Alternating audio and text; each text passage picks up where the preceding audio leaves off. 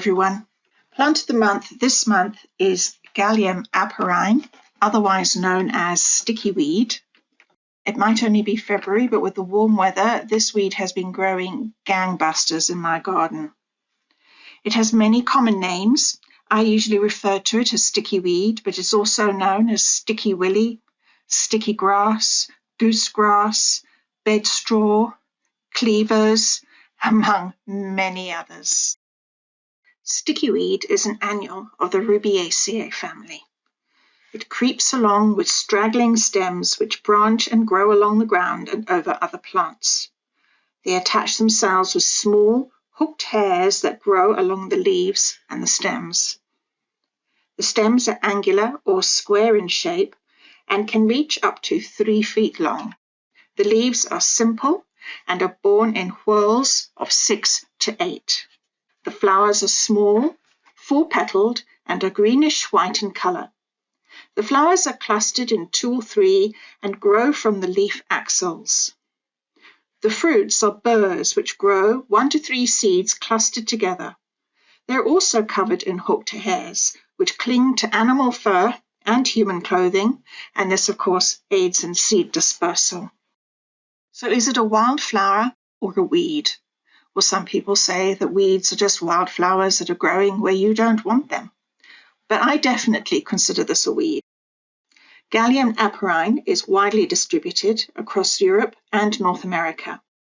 There is debate about whether it is native to North America, but most sources state that it is.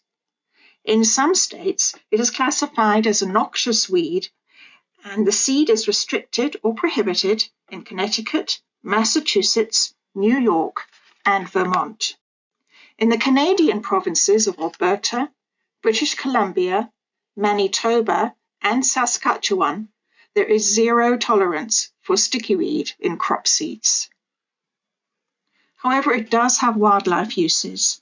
It is eaten by birds and mammals, for example, deer and rabbits, and is also used by many insects, including aphids and spittlebugs. Fortunately, sticky weed can be controlled, either by hoeing or hand pulling, or a combination of the two. Some sources mention mulching as a good way to control it. It will die back as the weather warms up, but it's important to remove it before it flowers and sets seeds, because if it does that, then it'll come back even worse the following year. On sensitive skin, it will cause tiny scratches that resemble a rash. Sticky weed is edible, especially if it picks before it sets seed. Though it's not palatable raw, it does need to be cooked. It's been eaten in soups and stews. Young shoots can be cooked and eaten buttered, just like any other spring vegetable, and I've even seen mention of it being used in a smoothie.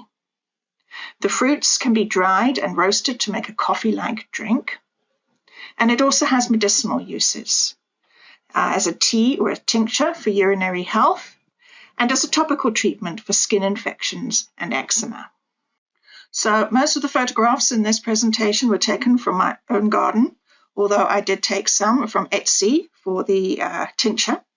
My references included Wikipedia, USDA.gov database, wildflower.org, the Brooklyn Botanic Garden, Weed of the Month blog, and also a UK site, eatweeds.co.uk. Thank you.